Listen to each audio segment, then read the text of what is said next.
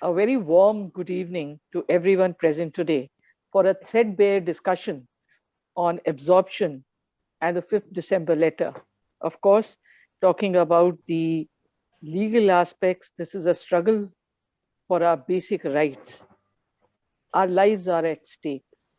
And I would say, ढूंढोगे तो रास्ते मिलेंगे, मंजिलें तो फितरत है, मंजिलों की फितरत है, खुद सामने नहीं आती.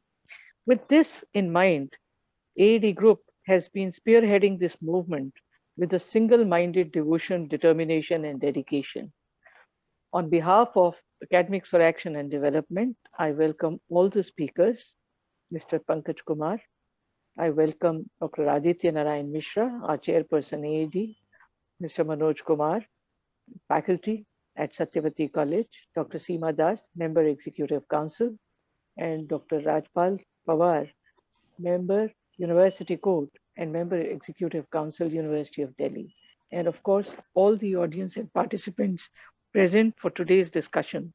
Without taking much of your time, I would like to request Dr. Aditya Narayan Mishra, who has been member of all the important committees, the Academic Council, the Executive Council, 3 times president of Delhi University Teachers Association, and of course, a firebrand leader who has always made it a part of his life to fight for the just cause, whether it is for teachers, students, or karamcharis. I request Aditya to take the floor and introduce the topic to all the participants present in today's deliberations. Thank you, Dr. Rekha Dayalji. When you start the meeting, it gives lots of hope, and we are confident that the meeting will be a success. Dr. Seema Das, Mr. Rajpal Singh Pawar, Manoj ji, and Pankaj Kumar ji. He is the keynote speaker of today's seminar discussion. Without any delay, let me tell you that the exploitation of the ad hoc teachers, those who are working in various colleges and the university departments, are a routine. With all the qualifications at hand, they are being exploited. They have to work under they have to work with all uncertainties, to that extent that in this 21st century, they do not enjoy any maternity leave whatsoever. Even when they go for any cesarean, the very next day or day after tomorrow, they come limping to the college at times. No, that is pathetic to join. Otherwise, the college will replace. And many a times this has happened. Many a times our colleagues in various colleges have been thrown out of the system, because they have planned their family. Many people have not got married. They could not plan and live through all the uncertainties and all these things. In 1993-95, when I was the secretary of the DUTA, we ensured that all the ad hoc teachers must join after the vacation, and they are entitled for the vacation salary. That gave them some amount of continuity and certainty. But in the meanwhile, things were not taken care, and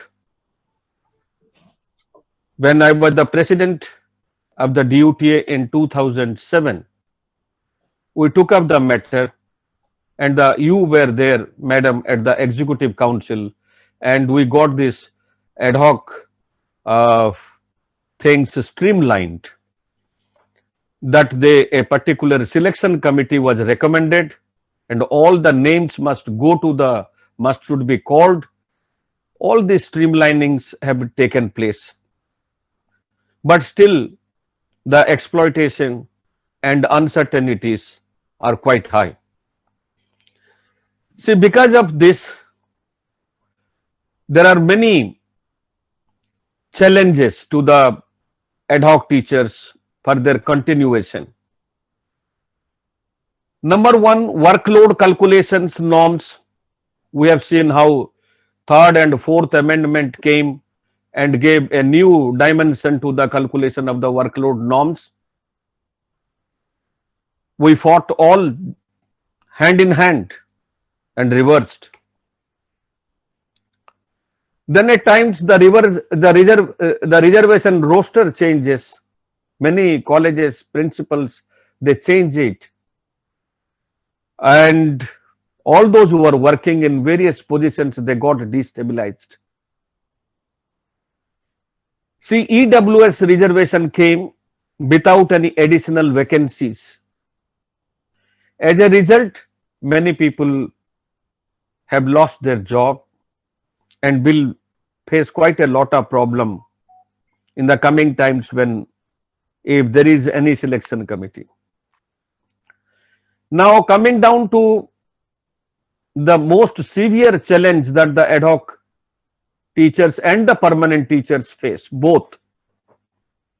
Some say the ad hoc teachers face it more, but I am saying all teachers of the university face this challenge. In the last executive council meeting, 40% of our workload, that means out of every 10 papers, 4 papers will be going to, it has been decided, and in the last meeting of the executive council, this got ratified that this will be, all this workload will be shifted to the MOOCs and SWAYAM platform, because this is cost effective. And anytime, anywhere concept, although they are selling it, but anytime, anywhere concept is neither student friendly, because it is ODL mode, and nor it is teachers friendly, because it robs the teacher from their classrooms. So 40% is going to, decision has been taken as it's part of the NEP document of 2016, which has been incorporated into the NEP document, Academic Bank of Credit. The students will have the choice to go to different institutions to earn their credit. And who is getting affected? It is again, the classroom is getting affected. And unstable workload, fluctuating workload will debase the teachers. And that is the reason. If you look at the new education policy, there is no provision for any permanent faculty. It talks about tenure track appointments, exempt faculty, guest faculty, foreign faculty, and extended probations. That means all these things will be traumatic. Every other minute will be, the teacher may not be knowing whether he will be part of this institution or not. And see, all these things are quite challenging because these decisions have already been taken. Despite our members, both Rajpal Singh Pawar ji and Seema Das sat on the well of the house in opposing this new education policies, draconian provisions, and they set for regular to absorption of the ad hoc and temporary teachers working across various colleges and the university departments. At this point of time, all these draconian things, when it is coming, we saw a very powerful movement on the 4th December agitation. in our experience, this was the most powerful, because the teachers came out to express their anger and anguish and their humiliation over the time, despite their all qualifications. But that was strangulated. That movement was strangulated, and the leaders of the Duta leadership took it took all the situation. They did everything to ensure that the movement collapses, and they asked ad hoc teachers, and the teachers, those who were there, permanent teachers were also equally there. They asked them to go back to their houses and colleges. I will request kindly switch off the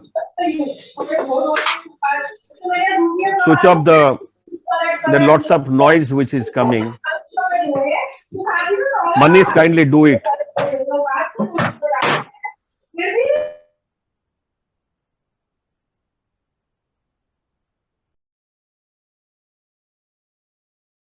Yes, you carry on, sir.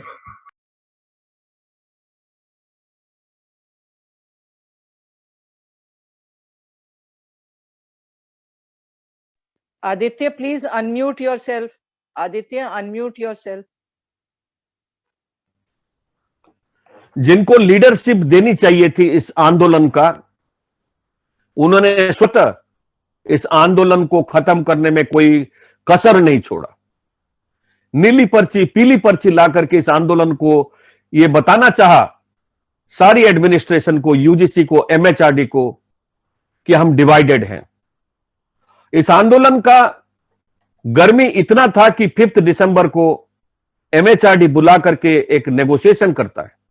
4 घंटा तक negotiation चला, और जो 5 दिसंबर का जो letter of discussion जो सामने आता है, 15 जनवरी को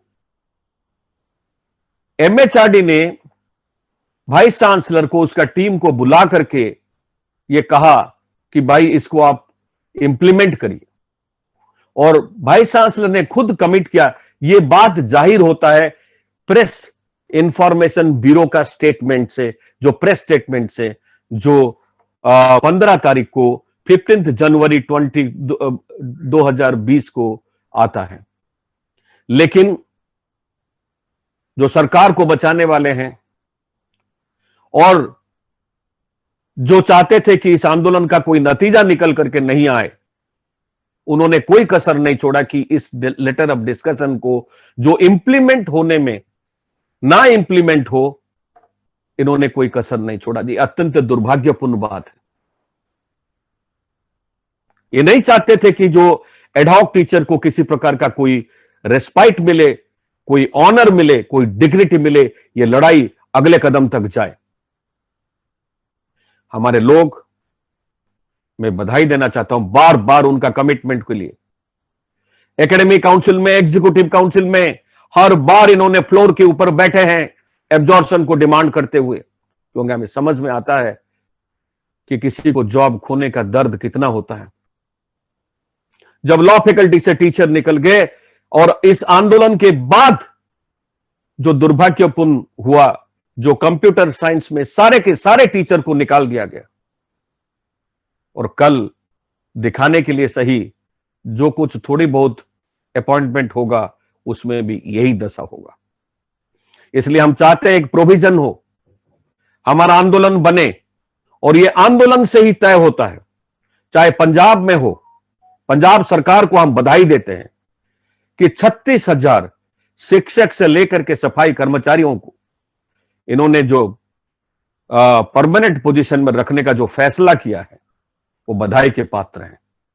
जो लोग हमेशा किसी ना किसी बहाने में ये बताने की कोशिश करते हैं कि ये संभव नहीं है, ये लीगली पॉसिबल नहीं है, हम बार बार बताने की कोशिश करते हैं, उनको समझने की कोशिश, समझ में आना चाहिए ये कैसे पॉसिबल है, और कैसे राजस्थान में, पंजाब में उत्तराखंड में, उत्तर प्रदेश में और दिल्ली यूनिवर्सिटी में एक टेम्पररी ऑर्डिनेंस के माध्यम से यह संभव हुआ है। आज हमारा संख्या ज्यादा है, 5000 से ज्यादा तदर्थ शिक्षक आज काम कर रहे हैं। और अभी एक नया प्रोविजन आ जाता है डिपार्टमेंट्स में कि बिना पीएचडी को हम लगाएंगे नहीं। फिर आता है कि गेस्ट फैकल्टी ही लगाएंगे। यूनिवर्सिटी डिपार्टमेंट्स में, कई कॉलेजेस में एडॉक टीचर्स लगना बंद हो गए हैं और कई जगह पर सिलेक्टिव तरीके से, जैसे दौलत राम कॉलेज में हो या कहीं हो, एडॉक टीचर्स को सिलेक्टिवली निकालने की कोशिश किया जाता है और एक टीचर निकलता है तो उसका गाज सबके ऊपर पड़ता है। तो हम सब लोग मिलकर के एक तो ये समझ ले कि ये लीगली पॉसिबल है, उसके लिए हमारे पास जो सरकार को बचाना चाहते हैं वो भी समझ ले कि शिक्षक आंदोलन और शिक्षकों का आंदोलन इतना मजबूती से अंदर से है कि उसको वो दबा नहीं सकते हैं। और जो डूटा का काम होना चाहिए, इस शिक्षक आंदोलन का सही स्वरूप को समझे, उसको दिशा प्रदान करे, ऐसे शिक्षक साथी उसका अगर नेतृत्व करेंगे तभी जाकर के बात बनेगा। हमारा कई साथी वहां पर, चाहे जो भी लोग थे, हमेशा वहां पर पार्टिसिपेट किए और वेल में बैठे, उस आंदोलन में बैठे, शरीक हुए। डॉक्टर प्रेमचंद कम से कम 50 दिन उस आंदोलन में, और बाकी तमाम साथी मैं नाम नहीं लेना चाहता हूं, रात को रुके हैं। हर टीचर के साथ कंधे से कंधा मिला करके रात को रुके, हर तरीके से उन्होंने साथ दिया है। एक मैं आपको बताना चाहता हूं ये सब क्यों हो रहा है। देखिए, मैं कई बार समझता हूं कि 20वीं सदी जो था वो एक्सप्लॉयटेशन का था और 21वीं शताब्दी में इन सरकारों का जो रुख है, ये सारा चीज है, ये एक्सप्लॉयटेशन से ज्यादा एक्सक्लूजन का है। उनको व्यवस्था से एक्सक्लूड कर दो ताकि ये, और जो प्राइवेटाइजेशन है वो blatant new education policy is nothing but A privatisation document. BOG में तब्दील हो जाएगा, बीओजी के पास एब्सोल्यूट पावर्स होगा। इसमें SC, ST reservation, OBC reservation का किसी प्रकार का प्रावधान नहीं है। एक दूसरा चैलेंज उनके सामने आ गया है, फंडिंग का कोई प्रोविजन नहीं है सारी डॉक्यूमेंट में। तो एक अस्थिरता का माहौल पैदा करता है, एक अनिश्चितता का माहौल पैदा करता है और इसलिए ये प्रोविजन नहीं रखे हैं कि बीओजी एक प्राइवेट संस्था होगी जो चाहेगी कि मुनाफा कमाना, सरकार का और संविधान का ये रिस्पॉन्सिबिलिटी को आगे नहीं ले जाना। मैं यहां पर अपने वक्तव्य को अभी तक के लिए ये देता हूं और मैं रिक्वेस्ट करूंगा रेखा जी को कि आगे बढ़ें और सभी स्पीकर से वो निमंत्रित करें। Thank you, Aditya. I think you very rightly highlighted the plight of the ad hocs and from exploitation to exclusion in terms of how they have been treated with respect to reservations, the roster, the EWS schemes, and of course, the ultimate axe that has fallen on them in terms of the workload. Thank you so much for sharing your thoughts with us. Now, I would request our keynote speaker, Shri Pankaj Kumar ji, to take the floor. Shri Pankaj Kumar ji is a leading lawyer on service matters, and he has successfully fought such cases on absorption and the related matters. He's an advocate on record in the Supreme Court of India. We have heard you earlier also, and we were very delighted to take part in those deliberations. From there, we take it forward, and I request you to now take the floor, please. Thank you, ma'am. Thank you, Mr. Z. You very nicely summed up the plight which ad hoc teachers are undergoing in Delhi University. In my experience, this ad hocism itself is unconstitutional and against the mandate of provisions of Constitution. At many places, it violates preamble of Constitution, it violates fundamental rights 121, violates directive principles. If anybody who is very familiar with the constitutional mandate would very easily come to understanding of this fact that the state indulging into such activity of ad hocism in public employment at first place for a long period is a form of exploitation. And it's nowhere under the ken of, under the purview of the constitutional mandate. That is one. Secondly, a state perpetuating ad hocism in education is something which I would condemn, because no civilized society and a rational society would like to keep their teachers, which are mentors of the society, on tenterhooks for such a long time, where they themselves are afraid and scared of their own livelihood and not having a settled psychology to guide their words. No civilized society can afford that. If the practice of ad hocism is talked about, there may be some compelling need of a society or the state for some time to engage someone on ad hocism. But thus that kind of practice can never be allowed by no stretch of imagination in the field of education. And when a state indulges deliberately, repeatedly in such a practice, then I may term it not the failure of a state, but the failure of our judiciary to curb the state to indulge into such practices. The student and teachers of Indian polity would come to know that when we became independent and the constitution which we brought from 1935, the fundamental right chapter was inserted into our constitution to protect against the exploitation by the state of its people. And this kind of ad hocism in education, which the ad hoc teachers are suffering, shows the mindlessness of the establishment, maybe of current time or the past time, shows the mindlessness of the policymakers, and shows the callousness of the policymaker, where you want that your teachers should be at your mercy, be at your whimsical decisions. Instead of concentrating their mind on the subjects, they should concentrate on staging protest and dharna to save their livelihood and live a life in a deplorable state. So that's I would at first sight, I would say that it's the mindlessness of policymakers.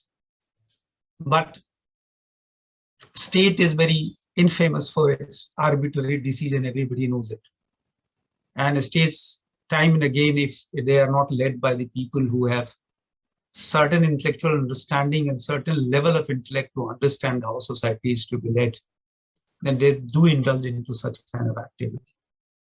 As a lawyer, I look forward more from the courts and the judiciary to understand this phenomenon, which is going to rot the entire society. We are going to have a generations who are being led by the teachers who themselves fighting subconsciously always for their tenure of services. What kind of intellectual depth and profound knowledge we can expect from such teachers when you keep our teachers in such a tenterhooks position?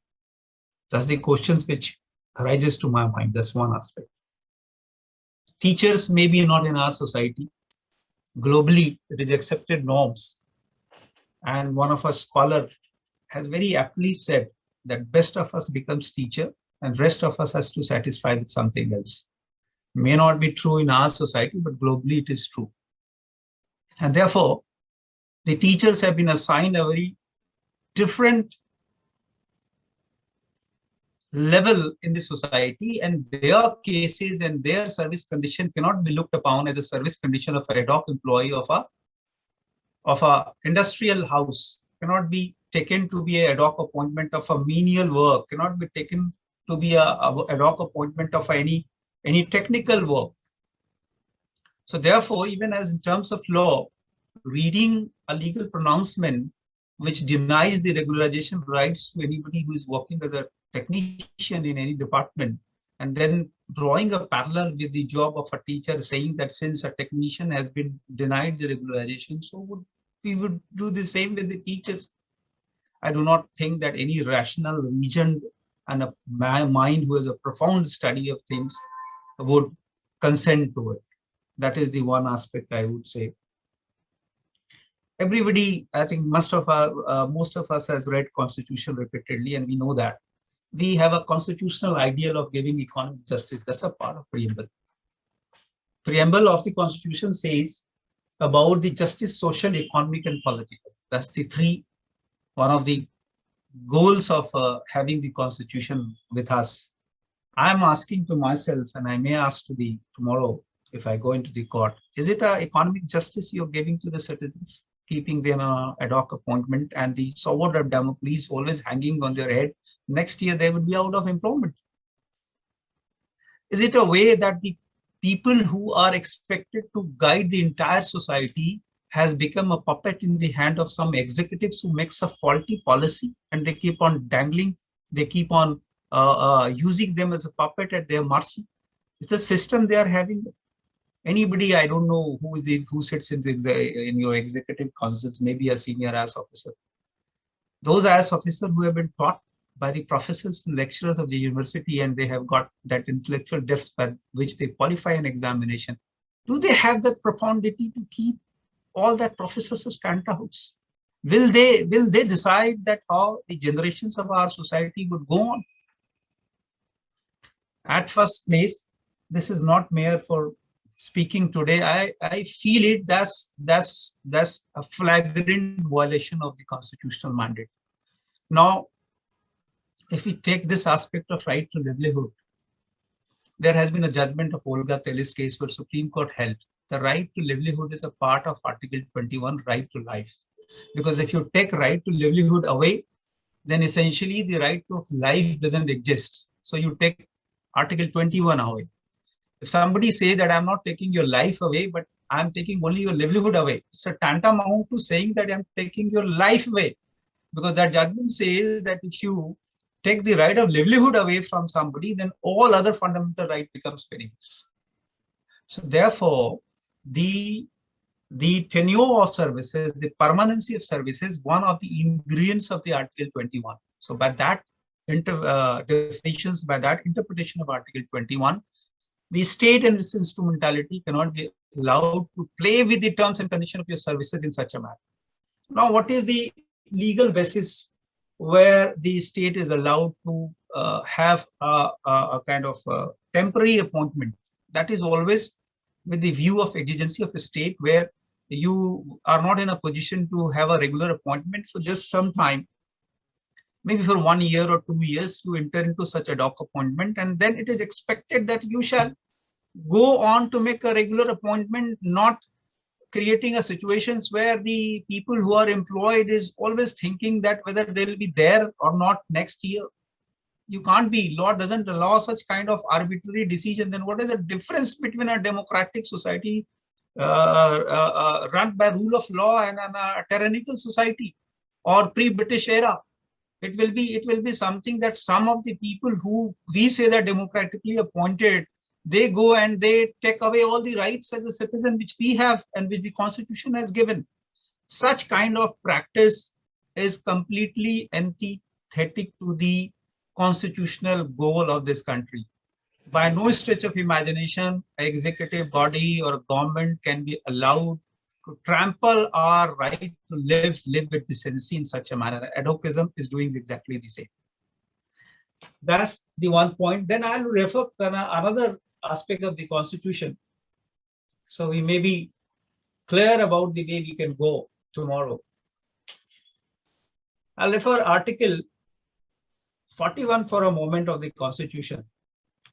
It says that the state shall, within the limits of its economic capacity and development, makes effective provision for securing the right to work, to education, and to public assistance in cases of unemployment, old age, sickness, disablement. Now I am asking whether this is a way that you are giving somebody the protection into the old age, somebody giving the protection of livelihood, the method which you are applying is completely in violation of Article 41. It's maybe a directive principle. Those who have read Indian polity, well, they understand that it may be not enforceable in the court, but the expectations of the constitution maker was that when a state acts, they have to act according to these principles. I'm reading another article, 42, provision for just and human condition of work and maternity relief. The state shall make provision for securing just and human condition of work and for maternity relief. This ad hocism, I feel personally, whatever the knowledge I have of the constitution, is tyrannical, is anti-constitution, and no reasonable mind can ever agree to have this ad hocism in place for such a long time. Now, I just refer to that why the teachers cannot be treated as a technician or any other worker of the industry or any instrumentality of the state, saying that this regularization relief has been denied to them, so teachers can't get it.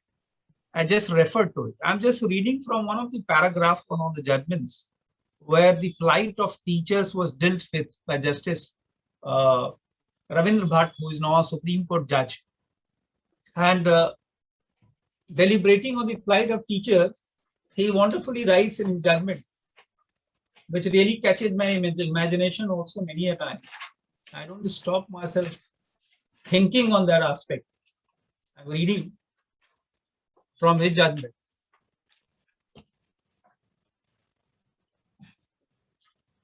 This court states that it is useful to recollect in the context of the present case that the security of teachers' tenure of employment and their tenure as commensurate with the role they play in society was recognized long ago and restated in the International Labour Organization, ILO, United Nations Education, Social and Cultural Organization, UNESCO, recommendations concerning the status of teacher 1966, over 51 years ago. The recommendations noted that outlined inter alia the following objectives: recognizing the essential role of teacher in educational advancement and the importance of their contribution to the development of man and modern society. Concerns to ensure that teachers enjoy the status commensurate with this role. The recommendation substantially states as follows: stability of employment and security of tenure in the profession are essential in the interest of education as well as that of teacher, and should be safeguarded even when changes in the organization of or within a school systems are made. Teachers should be adequately protected against arbitrary action affecting their professional standing or career. This is a judgment where the honorable judge was able to dwell on the special status as teacher enjoys in this society. And accordingly, this is a case where the court said they all deserve regularization and they have been given regularization in that case. Justice Bhatt was the leading judge in that case, now the Supreme Court judge. So what I want to say today in this discussion and convey that there is nothing in law which prohibits the regularization or giving the permanent status to these teachers, nothing in law. Now I'm talking about one judgment which is offbeat repeated, and that judgment is read as a biggest handicap in the regularization, that judgment of Uma Devi, which due to having practiced this service law, I had an occasion to go through maybe 100 times, threadbare, word by word. Uma Devi judgment has said only 4 things. The first thing it says, prohibiting or precluding or redefining the powers of the High Court 226 for regularization, saying that whenever you order for regularization of services of someone without examining that whether their initial appointment has been a fair appointment through open competitions under the prevailing rule, you cannot order for regularization.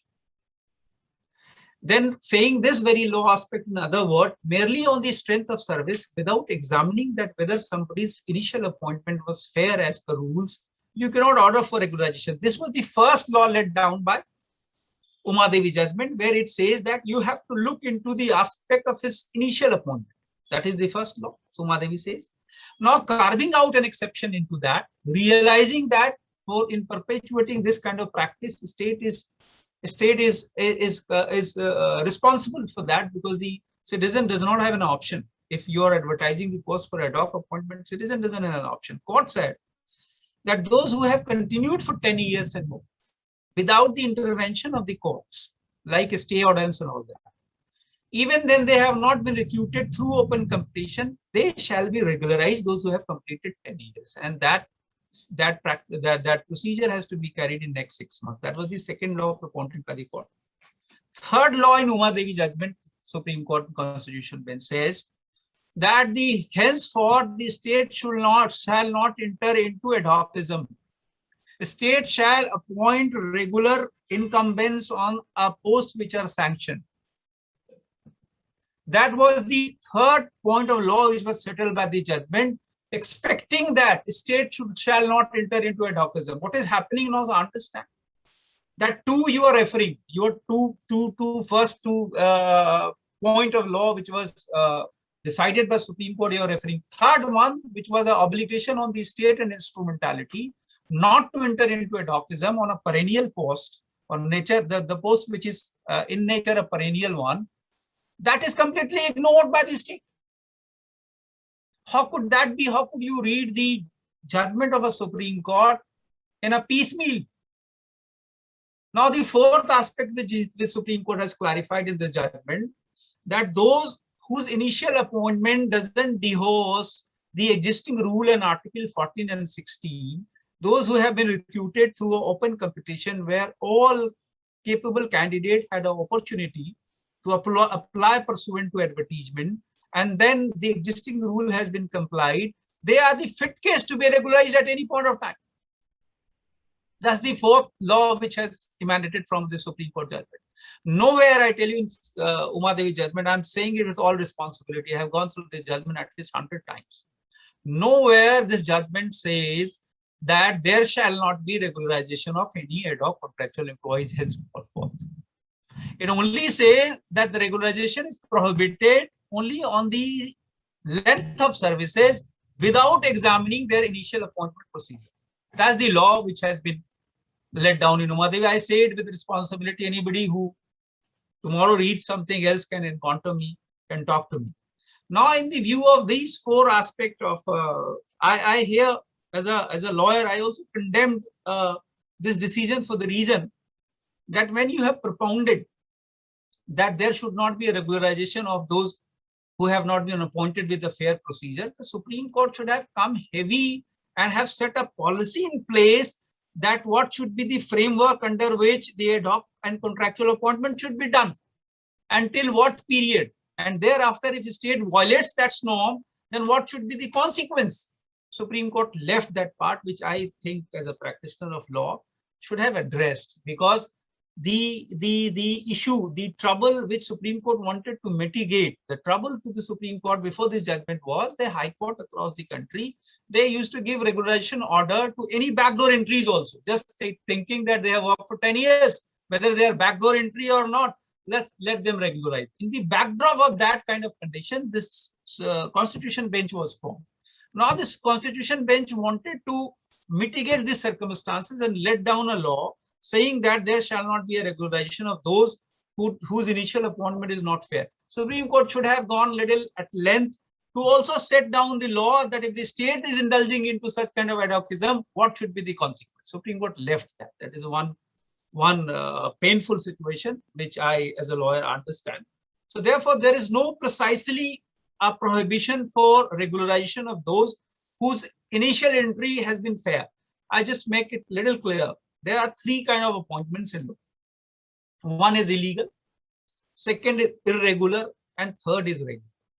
Now, the regular appointment, which you may be confusing, is not only qua the post regular, it is qua the procedure also. So the term regular you can use in two facets. One, whether the procedure adopted into your appointment was regular, or the second one, whether the post was regular.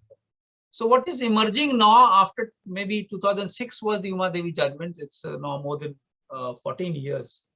Now what is emerging that if the process has been regular, they are terming, the court terming it as a substantive appointment. If the process has been fair, there is no legal lacuna, legal prohibitions to regularize those incumbent, and court can do that. Uma Devi judgment doesn't come forth into that. So therefore, that's aspect I am today trying to clarify, that there is no legal bar. Uma Devi judgment doesn't put a bar for regularization of those persons who have come through open competitions, those who are fulfilling minimum qualifications and the existing rule have been fulfilled. Not at all. Now I am referring to two more judgments, which is the judgment of recent past. One judgment which you might have read, Chandra Mohan Negi judgment. That's also the teacher's appointment. That was a judgment where the teacher's appointment had taken place through the Mukhiya of that division, without advertisement. And this case came to Supreme Court last year, 2020. And the Supreme Court said that when the appointment of the incumbent is pursuant to a policy decision, then such an appointment cannot be ever termed to be a legal appointment. That's the Chandra Mohan Negi judgment. Anybody can go and read onto the Google. And then that was a situation, that was a case where the minimum qualification required for that post, most of the candidates were not fulfilled. However, subsequently, they fulfilled that condition. And one of eminent lawyer, Mr. Bhushan, Prashant Bhushan, was arguing against the regularization in that case. Anybody can read that. Court said that one thing, the appointment was a policy decision, and the person, though lacking in the educational qualification at initial appointment, they fulfilled the educational qualification subsequently. And as on today, they have the essential qualification, and the state has extracted the services for such a long time. Now you cannot deny the regularization. That's the Chandra Mohan Negi judgment, which I think some of us may have read.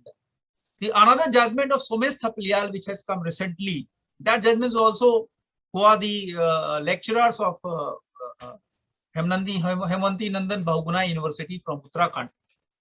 There also, in the same way, they advertised the regular post. They kept on taking services of these incumbents for years together, maybe more than 10 years also.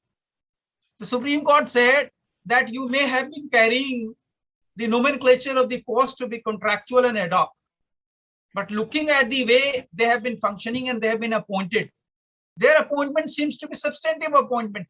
You cannot deny them the regularization, and the regularization benefit has been given to them. Someshwar Thapalial, the judgment's name is Someshwar Thapalial versus Vice Chancellor HNB Garhwal University and others. That's a judgment which was pronounced on date is 3rd September 2021. That's a recent judgment. Now, and the last discussion also had talked about one judgment of division bench which was upheld by the Supreme Court in Sachin Ambadas case. There also the similar way the polytechnic lecturers were working for such a long time, and they were denied that benefits of permanency. They went to the court. Court saw their initial appointment and gave the regularization mark. So as a lawyer, what I can say and convey that if the state is lacking the intention, which Mishra ji has very rightly highlighted, today the ad hocism has become mantra for the existing state. They want to implement this ad hocism in every possible way.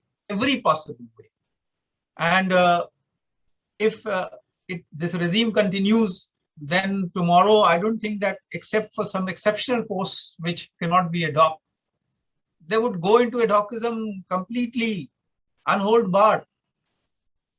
So now this is a time, I do not know the other intricacies of your situations, because we cannot now wait for the state to act. This is too late. The current regime is not in that favor. I'm fighting one more case from Ambedkar University, if Mishra is aware. There they regularize the services and then they deregularize.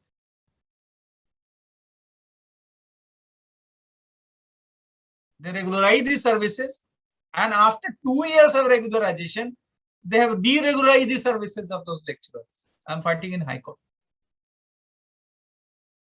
So this kind of practice is happening. I don't know who is the brain behind it and doing these completely unconstitutional thing.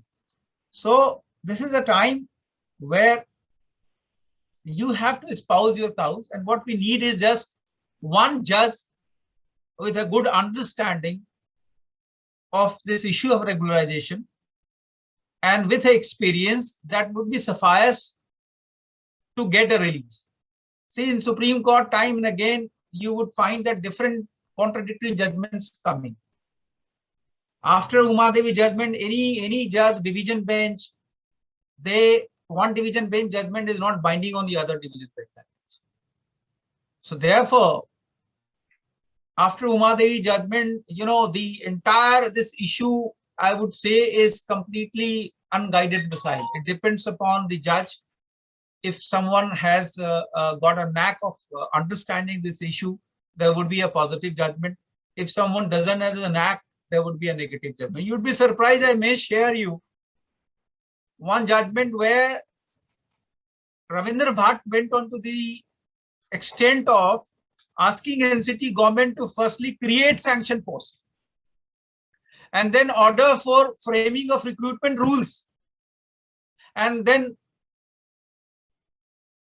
gave the order of regularizations.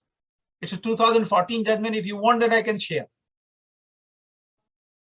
So here the problem is that now leaving it to the state, I don't know what kind of pressure you can create on them, but I can only assure you that there is certainly no legal impediment to consider your case. In case of Mishra ji said about Punjab, I tell you, in Himachal Pradesh, every 3 years, the ad hoc contractual employees are regularized. Every 3 years. I'm handling some cases from state of Haryana where they had framed a policy of regularization in 2014, which has now come in Supreme Court. And there was just little lacuna, because instead of mentioning it that they are regularizing the services of those who have come through open competitions or advertisement like that, what they did is that they framed a policy of considering everyone who has not been recruited through advertisement. So that was a small legal lacuna due to which the 2014 regularization policies in Supreme Court I am contesting on behalf of many instructors from Haryana. In Himachal Pradesh, every 3 years, they regularize the services of ad hoc and contractual employees every 3 years, and that never runs into legal trouble. Never runs into legal trouble. In Uttarakhand government, what they did is that they firstly brought their regulation policy in 2011. Then they had brought in in 2016, the last regulation policy they had brought in 2016. That was again the same fault which the Haryana government had done. So legally, I tell you that in case those whose appointment is through advertisement and all that process has been properly held, there is no legal impediment, this I can tell you. And Umadevi judgment doesn't come as a hurdle at all. The only thing is that we need a judge who understand these things, because now I am putting one more question, which will solve your all. Can they assure the society or the court that by the regular method of appointment, they would be recruiting much better and much experienced than these ad hoc lecturers who are working for 10 years? Can they? Because educational qualifications are same. You have been selected by a duly constituted committee. So when your entire exercise is not going to yield or not going to bring in a person who can be very easily said that they are highly, more intelligent than those incumbent who are functioning as a lecturer in the university, and they shall be something different, then what purpose it would serve to terminate the services midway of these persons who have been having a legitimate expectations against the government, against the institution? So therefore, these kind of things, I do not find any rational, I tell you. Judgments, Umadevi never bars it. There is streams of judgments, some good judges considering it, some judges not understanding, not considering it, because to all respect to them, they might be finding it very voluminous to go through the the sum and substance of the judgment of Uma Devi, because I had occasion to encounter Justice Joseph, who is now Supreme Court judge. He was then Chief Justice of Uttarakhand High Court. I was arguing one of the matters, and he is very good judge. He doesn't shy away from saying that I have not read the complete judgment. And we started saying, I said that it's irony, my lords, that a judgment which is creating havoc on the lives of thousands in this country. My lords, some of my lords does not get time to read the judgment completely. So he laughed at me. What do you want to say? My lords, that judgment never prohibits any regularization. Is it so? Because the lordship, the only one part, that's para 53 of the judgment is read, that is quoted, and by that quotations, regularizations, writ petitions are thrown away. Now, my lords, when you're taking a decision on the livelihood of somebody, which is going to impact the life of that person and his entire family, at least read the entire judgment. So, with all due respect, I say, my lords, most of the judges are not reading the judgments entirely. He laughed and he gave me relief into that matter. I was arguing for Ayurvedic doctors in that matter, and the state wanted to terminate them. Then he gave the stay on to the termination. So this is the current scenario, and I would now sum up, because if I go into the legalities of a judgment too long, I leave it to the persons to question if there is some confusion in the mind, so I can reasonably address that aspect also.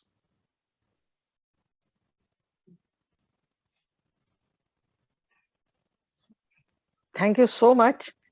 I was so engrossed that I forgot to literally come up and take the floor. Mr.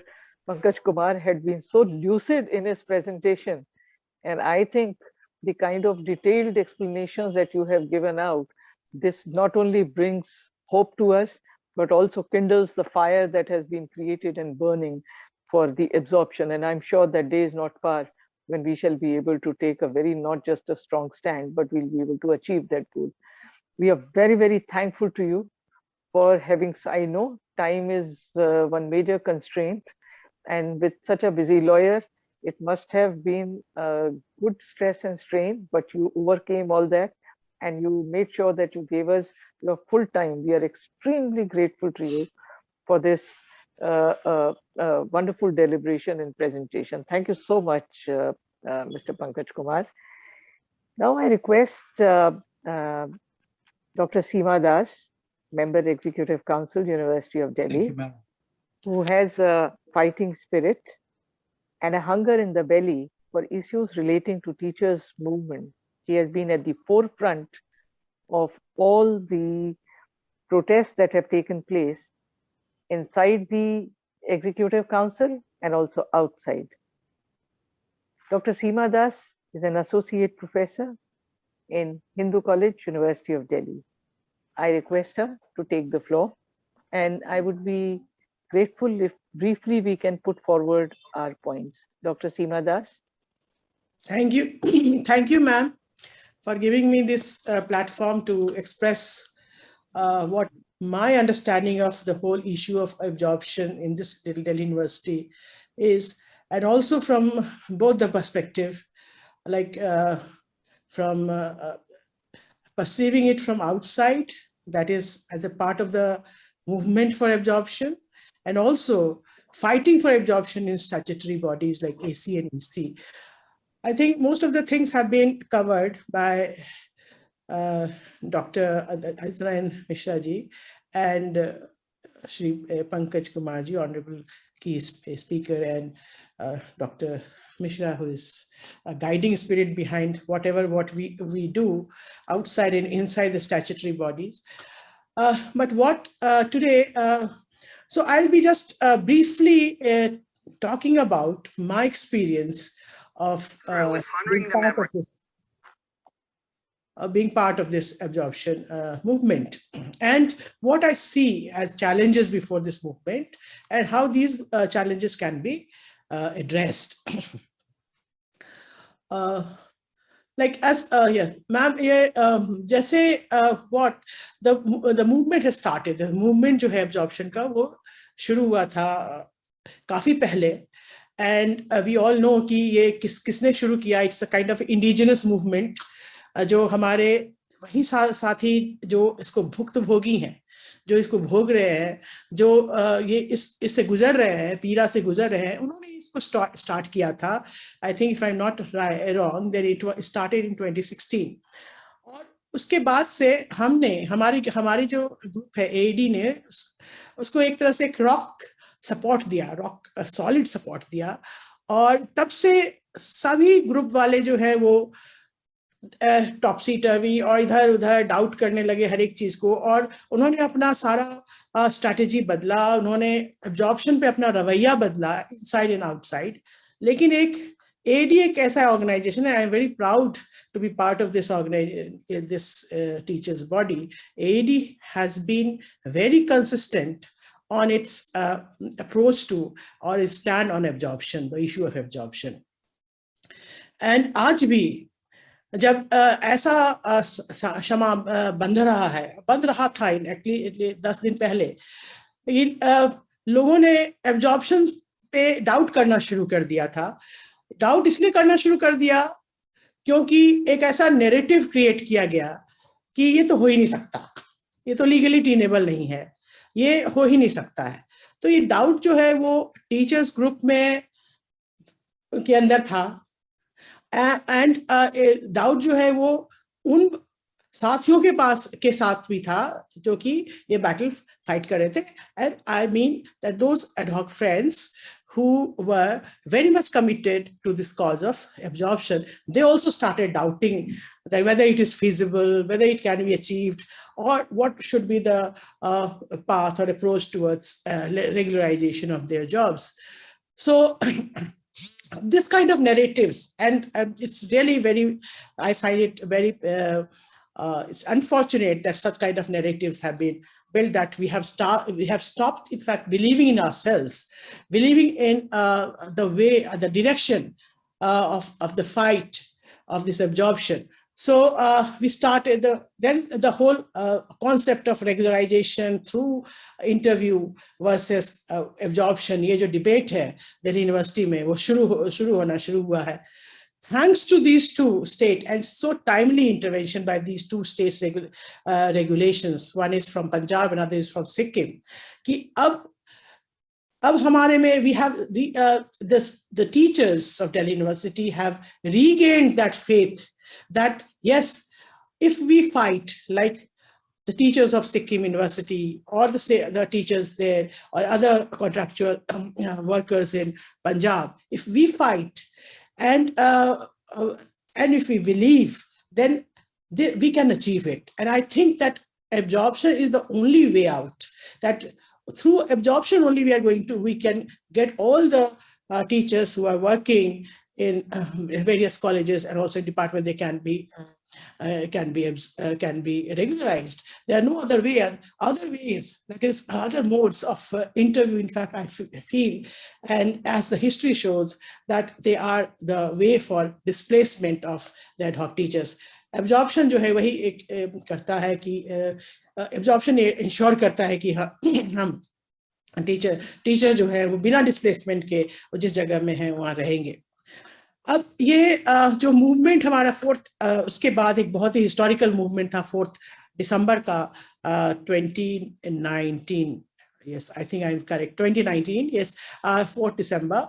और ये movement जो absorption के लिए चला वो उसके बाद जो क्या हुआ, that I'm not going to go into details about what happened and how this movement was fizzled out and why it fizzled out, etc., because all of us know about it. But one thing which always comes to my mind when I raise the voice for absorption, and let me just tell the people who is listening to me, that the first thing what we, the activists of AAD, the first issue we raise in AC or EC is that we want absorption. We want absorption of all the teachers, ad hoc teachers and temporary teachers who are teaching in Delhi University. And we, in fact, raise our voice. We fight for it. We go to whatever kinds of options are before us, like whatever mechanism is there to put pressure on the authorities, we go about doing that.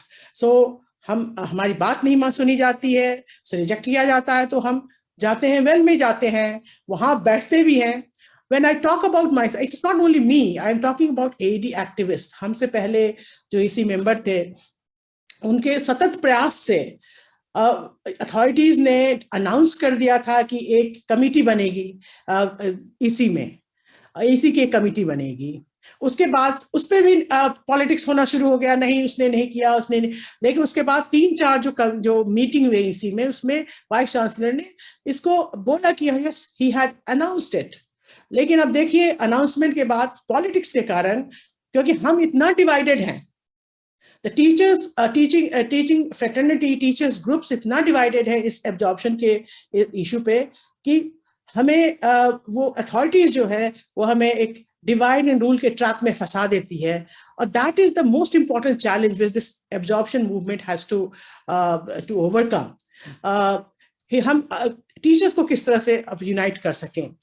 देखिए due to GBM हुआ था, another thing, due to GBM, देखिए हमारे teachers के कोई भी opinion हो, लेकिन अब GBM जो फैसला लेता है that becomes binding on teachers group.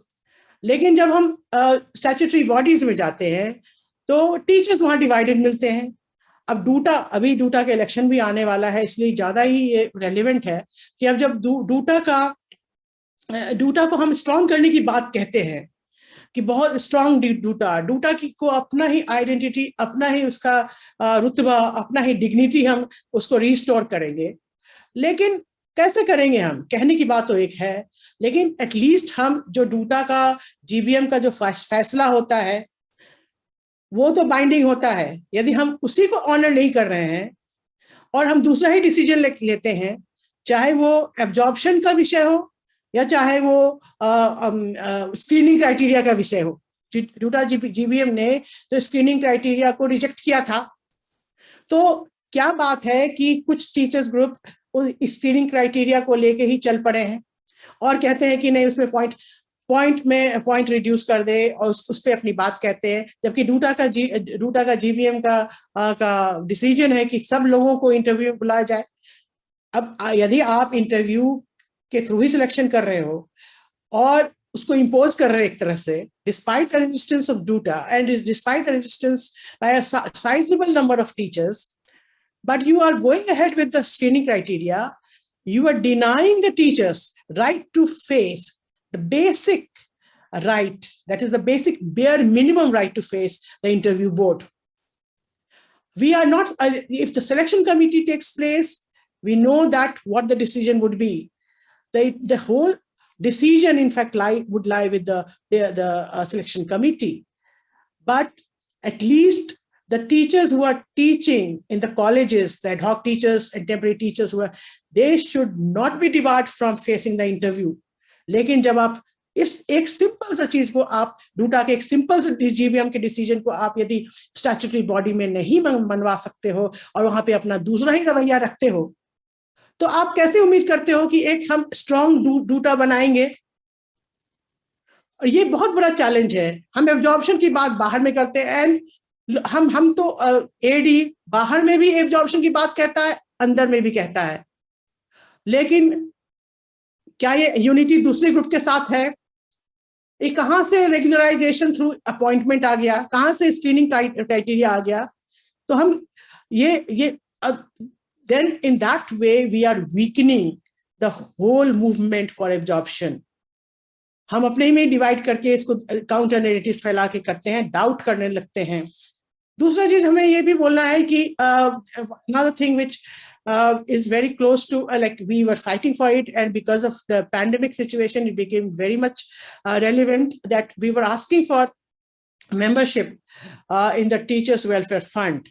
लेकिन फिर I'm sorry to say that those who are talking about the interests of the ad hoc teachers and protection of the ad hoc, the interest of these teachers, they in fact went against and they stopped they in a way vetoed. In fact, they went ahead with the authorities and that the TWF membership should not be granted to the ad hoc teachers. They took this kind of stand. So those people who are not ready to even grant membership of Teachers Welfare Fund to the ad hoc colleagues? Can we expect that such leaders would fight for the proper place or proper, in fact, appointment or absorption or regularization, whatever, without displacement for the ad hoc teachers? This is a doubt. And these kinds of doubt, in fact, it leads to leads to some and places obstruction on the path of fight for absorption. Absorption का दो model है हमारे दिमाग, दो model है.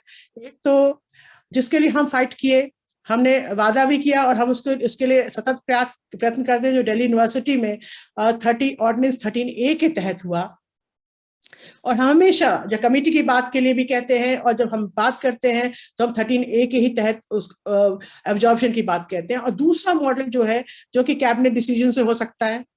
अब cabinet decision से या पार्लियामेंट के थ्रू जो हो सकता है, तो एक बहुत ही बड़ा और मजबूत आंदोलन खड़ा करने की जरूरत है, क्योंकि कोई और अंदर में ACEC में स्टैट्यूटरी बॉडीज, आप कोई भी इंडिपेंडेंस और कोई भी मूवमेंट का आप एग्जांपल ले लीजिए, आप देखिए हिस्ट्री, तो वो मूवमेंट तब सक्सेसफुल होता है जबकि जो अंदर में आपके रिप्रेजेंटेटिव रहते हैं उसको बाहर एक बहुत स्ट्रॉन्ग बैकिंग मिले. एक डूटा हमारा स्ट्रेंथ है. DUTA is our strength. Like whatever in fact we speak and whatever in fact the issues we fight for within the statutory bodies, if it is backed by a very strong duta, then only our voice would be heard in the statutory bodies also. Otherwise, sorry to say that we'll be just raising the issues one after another, meeting after a meeting, but I don't know whether it will. So we have to have a kind of a strong duta. That's the need of the time, to have a strong duta who would fight for the cause of absorption. And these two states, the states of Sikkim and Punjab, have reinforced our faith in the approach of absorption for the regularization of teachers. And I have to say thank you for providing me the platform. Thank you.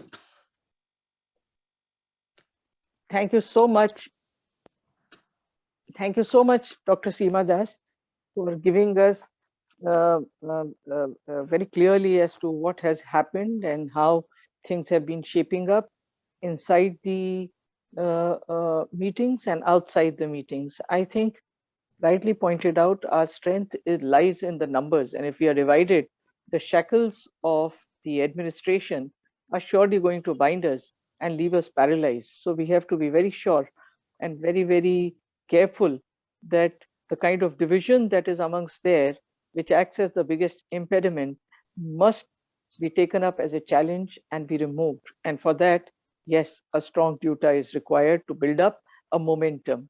And the recent selection committees in the computer department of the university and law faculty have clearly reflected as to what can happen when there are interviews and the selection committees, because that's where the eviction and the exclusion takes place.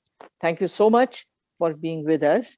Now I would request our very young speaker, Mr. Manoj Punia, who's not only a leader, but has been the pioneer in bringing this movement to life. And of course, AED supporting it right from the beginning and spearheading it along with him.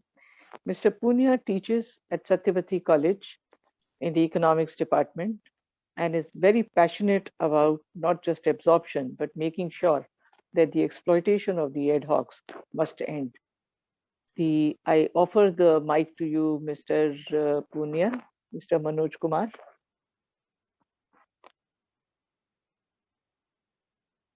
Thank you, ma'am. Respected Aditya sir, Rajpal sir, Rekha ma'am, Seema ma'am, Pankaj ji और सभी audience, आज हम बात कर रहे हैं absorption के issues पे.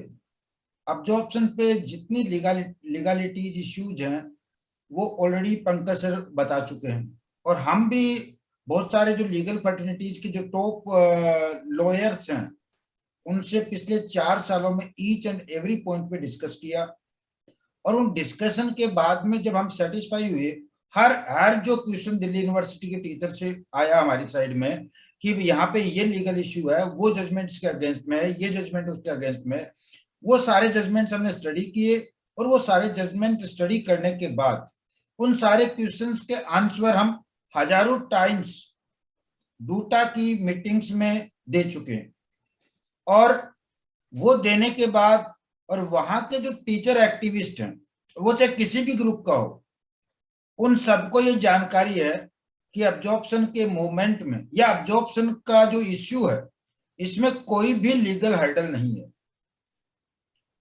वो क्यों? क्योंकि उनके पास कोई ऐसे क्वेश्चन नहीं थे कि जिनका सॉल्यूशन हमारे पास में ना हो। वो सारे क्वेश्चन आंसर हुए, हजारों टाइम्स अभी तक हो चुके हैं, कई 100 घंटे की मीटिंग डूटा में हुई है।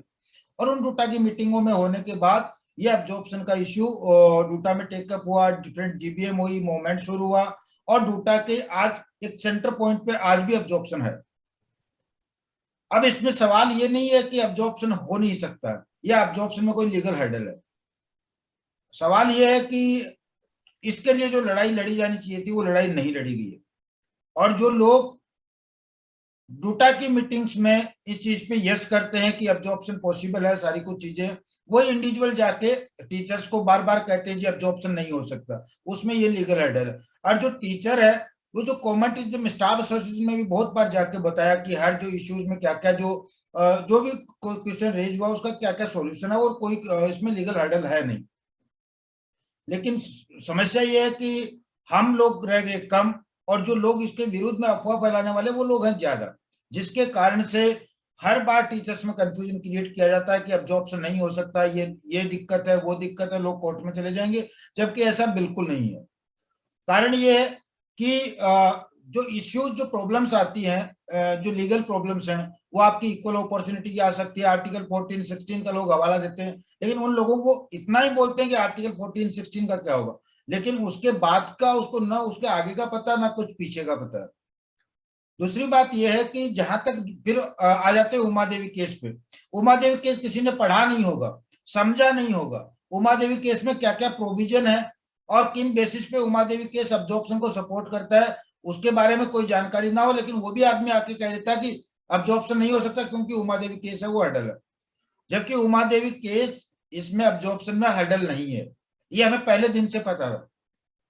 इसके साथ साथ में बहुत सारे स्टेट्स में अब्जॉर्प्शन हुआ है ऑर्डिनेंस के द्वारा।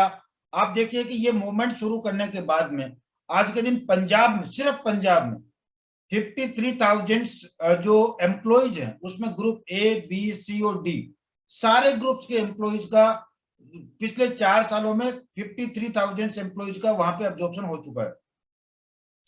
लगभग 18,000 टीचर्स का वन स्लॉट में पिछली बार सुप्रीम कोर्ट का जजमेंट आया था, ये मई 2020 में। हिमाचल प्रदेश में 18,000 का तो एक साथ हुआ है, बाकी वहां पे हर 3 साल में कभी 3,000 का, कभी 2,000 का, कभी 1,500 का, कभी 4,000 का कंटिन्यूअसली अब्जॉर्प्शन वहां पे हो रहा है। यही सिचुएशन उत्तराखंड की है, राजस्थान की सिचुएशन यही है, यूपी में 2018 में यही जो सरकार है योगी आदित्यनाथ जी की, इसी सरकार ने 1,000 कॉलेज लेक्चर्स का अब्जॉर्प्शन किया।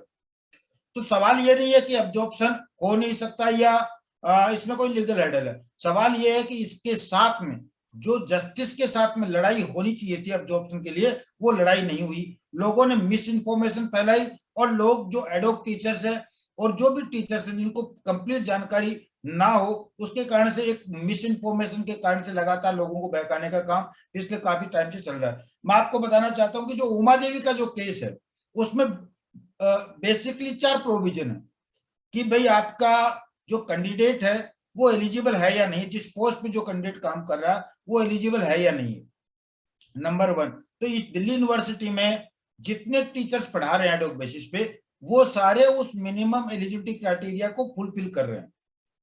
नंबर 2 कि वो जिस पोस्ट पे पढ़ा रहे हैं वो पोस्ट सैंक्शन पोस्ट है या नहीं। सभी मैक्सिमम के 99.99% हम एक बेनिफिट ऑफ डाउट दे सकते हैं 0.01 का, बाकी 99.99% टीचर्स हैं वो सब्सटेंटिव पोस्ट पे पढ़ा रहे हैं। दूसरा उसका जो क्लोज है वो फुलफिल होता है। तीसरा ये है कि रिजर्वेशन पॉलिसी फॉलो हुई है कि नहीं हुई है। तो रिजर्वेशन पॉलिसी यहाँ पे फॉलो हुई है, और जब अब्जॉर्प्शन की बात आती है तब तो रिजर्वेशन पॉलिसी पे लोग सवाल उठा देते हैं। लेकिन उसी पोस्ट, उसी रोस्टर से एडवर्टीजमेंट आता है, उसमें कोई दिक्कत नहीं है।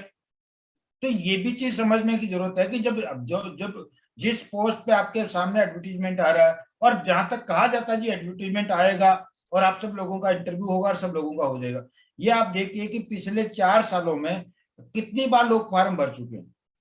2 बार, 3 बार, 4 बार फॉर्म आता है, फिर वो वापस 19 महीने, 15 महीने, 16 महीने लैप्स हो गया, फिर दोबारा फॉर्म भरे जाते हैं, फिर लोगों को आशा बनती है कि अब की बार हो जाएगा, अब की बार हो जाएगा, लेकिन हो कुछ भी नहीं रहा। प्रैक्टिकल रियलिटी ये है कि पिछले 5 साल से जो जहां पे पहले खड़े थे, आज वहीं पे हम खड़े। और चौथा पॉइंट जो टाइम पीरियड का है कि उमा देवी केस में जो अफेक्टेड पार्टी थी वो 10 ईयर की थी, तो उसके लिए उमा देवी केस में जो जज था उन्होंने ऑर्डर पास कर दिया 10 ईयर का। अब उसके बाद में जो जजमेंट के अंदर, उस जजमेंट में, उसके बाद जितने स्टेट्स में अब्जॉर्प्शन हुए, उसमें टाइम पीरियड का कोई फ्रेम नहीं है। कोई स्टेट 8 साल वाले कर रहा है, कोई स्टेट 4 साल वाले कर रहा है, कोई 1 साल वाले का कर रहा है। और बहुत सारे स्टेट्स ऐसे हैं जहां पे सब्सटेंट उमा देवी केस की कंडीशन फुलफिल ना होते हुए भी अब्जॉर्प्शन किया गया। असम और नागालैंड का आप एग्जांपल लीजिए, वहां पे गेस्ट टीचर्स थे, वहां पे पोस्ट सैंक्शन नहीं थी, उसके बावजूद अब्जॉर्प्शन किया गया। आप बॉम्बे का एग्जांपल ले सकते हैं। लोग कहते हैं जी वो ग्रुप बी, ग्रुप सी और डी में क्या, बॉम्बे में डॉक्टर्स का किया गया है। दिल्ली के अंदर ये वकील साहब मुझे बता रहे थे कि दिल्ली में जो कुछ जजेस थे, उनकी पोस्ट सैंक्शन नहीं थी, कोर्ट ने ऑर्डर किया कि आप पोस्ट सैंक्शन करिए और इन लोगों को आप हटा नहीं सकते, और इनकी जो भी आप प्रोसीजर फॉलो करें उसमें दूसरे लोगों को आप नहीं बुला सकते, और इन्हीं लोगों की सर्विसेज को आप रेगुलराइज कीजिए। तो जब सब जगह पे हो सकता है तो दिल्ली यूनिवर्सिटी में क्यों नहीं हो सकता? अब जैसे कुछ लोग बात करते हैं कि इक्वल अपॉर्चुनिटी, कॉन्स्टिट्यूशन, ये सारे राइट्स, तो ये राइट्स तो भारत में, पंजाब में भी अब्जॉर्प्शन हो रहा है तो वहां पे भी भारत का कॉन्स्टिट्यूशन अप्लाई हो रहा है। भारत का कॉन्स्टिट्यूशन वहां पे है, तो आर्टिकल 14, 16 जब पंजाब में वायलेट नहीं हो रहा, हिमाचल में वायलेट नहीं हो रहा, उत्तराखंड में वायलेट नहीं हो रहा, तो दिल्ली यूनिवर्सिटी में कैसे वायलेट हो जाएगा? और उत्तराखंड की किसी यूनिवर्सिटी में हो रहा है तो वहां पे अब्जॉर्प्शन वैलिड है और उन लोगों का अब्जॉर्प्शन हो रहा, कोई दिक्कत नहीं है। और दूसरा एस्पेक्ट आप देखिए कि वहां पे भी जो नॉर्म्स, मिनिमम एलिजिबिलिटी क्राइटेरिया है, वही यूजीसी रेगुलेशन है, उससे ही वो यूनिवर्सिटी कंट्रोल हो रही है, वही यूजीसी रेगुलेशन में इम्प्लीमेंट है, वही यूजीसी रेगुलेशन हमारे अंदर दिल्ली यूनिवर्सिटी में इम्प्लीमेंटेड है। तो डिफरेंस कहां से आ गया? सेंटर और स्टेट यूनिवर्सिटी में सिर्फ फंडिंग का डिफरेंस है, nothing more than that. Rule and regulation state और सेंट्रल यूनिवर्सिटी में सिर्फ यूजीसी के जो नॉर्म्स हैं वही अप्लाई होते हैं, वहां पे भी मिनिमम एलिजिबिलिटी क्राइटेरिया वही है जो दिल्ली यूनिवर्सिटी में है। तो ये बहकाने के लिए दिल्ली यूनिवर्सिटी में पिछले कई सालों से ये किया जाता है, रहा है, और उसमें सच्चाई नहीं है। सच्चाई नहीं है। एक लड़ाई यदि लड़ी जाए तो 5 दिसंबर का जो मूवमेंट था, 5 दिसंबर के मूवमेंट में मैं खुद वहां पे था, और एचआरडी सेक्रेटरी, भाई हम क्या समझते हैं कि एचआरडी सेक्रेटरी जो पूरी हिंदुस्तान की हायर एजुकेशन को कंट्रोल कर रहा है, ये जो सवाल दिल्ली यूनिवर्सिटी में उठ रहे हैं, क्या उसने हमें सवाल नहीं पूछे होंगे? यूजीसी चेयरमैन से हम कई बार मिल चुके हैं, और क्या उन्होंने वो सवाल हमसे नहीं पूछे होंगे? उन सवालों के एक एक सवाल का हम जवाब दिया, और उस जवाब के बावजूद वो एग्री हुए हैं इस चीज के ऊपर कि भाई आपकी जो डिमांड है वो गलत नहीं है, और आपकी डिमांड है वो इलीगल नहीं है। जबकि दिल्ली यूनिवर्सिटी में ये भ्रम फैलाया था कि ये इलीगल है, और कई बार जैसे कुछ लोगों में वर्ड्स में आ जाते हैं कि जी ये अब्जॉर्प्शन वर्ड ठीक नहीं। भाई अब्जॉर्प्शन वर्ड ठीक नहीं, आप कुछ भी कर दो, लेकिन आप जो टीचर जहां पे पढ़ा रहा है, हमारा मकसद ये है कि उसका डिस्प्लेसमेंट ना हो और वो टीचर वहां पे परमानेंट हो जाए। लेकिन प्रॉब्लम को सोल्व नहीं करना है, समस्या वहां पे है।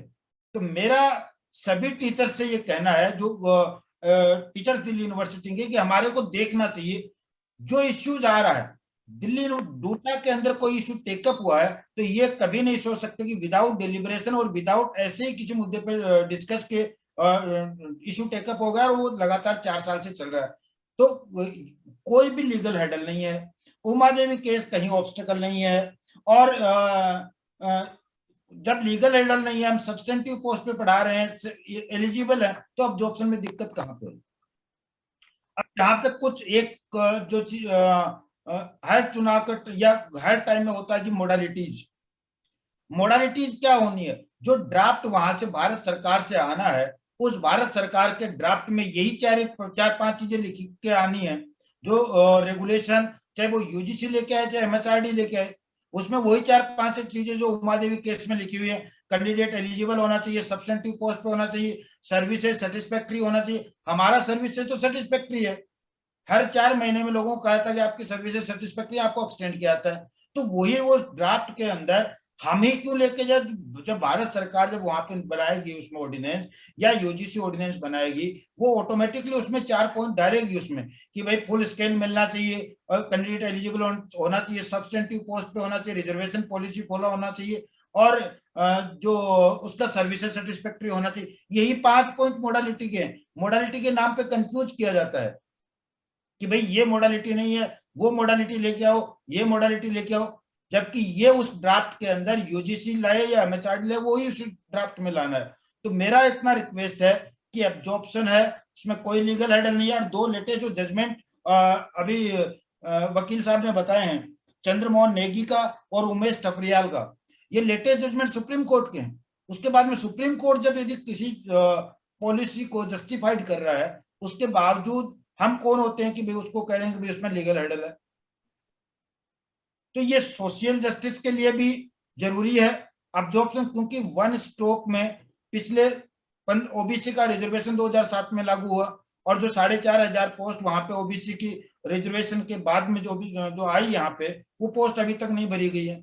तो वो जो कम्युनिटीज हैं, चाहे वो एससी एसटी ओबीसी हो, उनके साथ में जस्टिस करने का एक तरीका है कि वहां पे जो लोग उनकी फर्स्ट जनरेशन है, उनको पिछले वो जो सोसाइटी का जो सेक्शन है वो पहले से एक्सप्लॉइटेटेड है समाज में, और अब वहां पे जब हायर एजुकेशन में वो एलिजिबल होके आ गया तो वहां पे भी उसका एक्सप्लॉइटेशन हो रहा। तो उसके साथ में भी जस्टिस करने का एक तरीका है कि वन स्ट्रोक में सभी जो टीचर्स पढ़ा रहे हैं उन सबका अब्जॉर्प्शन हो। इसके साथ साथ में जो टीचर्स जो क्वालिटी ऑफ टीचिंग लर्निंग है वो कॉम्प्रोमाइज हो रही है, टीचर अनसर्टेनिटी में रह रहा है। ये प्रॉब्लम हमें सबको पता है, चाहे मैटरनिटी लीव का इश्यू हो, और यदि हम बात करें मैटरनिटी लीव की या जो अदर फैसिलिटीज की, यदि अब्जॉर्प्शन वन स्ट्रोक में हो गया तो हमारे को किसी चीज की जरूरत नहीं है, ऑटोमेटिकली सारी चीजें मिल जाएंगी। और यदि अब्जॉर्प्शन नहीं होता है, मान लीजिए किसी भी कारण से हम इस मूवमेंट में फेल होते हैं और अब्जॉर्प्शन नहीं होता है, तो गवर्नमेंट की जो पॉलिसीज हैं वो कंटिन्यूअसली एक कंटिन्यूअस प्रोसेस है। जो पीछे वाली गवर्नमेंट है उससे ज्यादा आगे वाली गवर्नमेंट की पॉलिसी डिस्ट्रक्टिव होती है, उससे आगे लगातार डिस्ट्रक्टिव होती है। तो जो पॉलिसी डिस्ट्रक्टिव पॉलिसी आएंगी उसके इम्प्लीकेशंस हैं, जो नेगेटिव इम्प्लीकेशंस हैं, वो इस एक जनरेशन को, जो हिंदुस्तान की हाईली क्वालिफाइड जनरेशन है, इस जनरेशन को भुगतने पड़ेंगे। और जो 5,000 टीचर्स हैं, इसको किसी भी टाइम में कोई भी इम्प्लीकेशन भुगतने पड़ सकते हैं। कभी रोस्टर का इश्यू आ जाएगा, कभी वर्कलोड का इश्यू आ जाएगा। तो ये इम्प्लीकेशंस टाइम टू टाइम भुगतने पड़ेंगे, पिछले 15 साल से भुगत रहे हैं।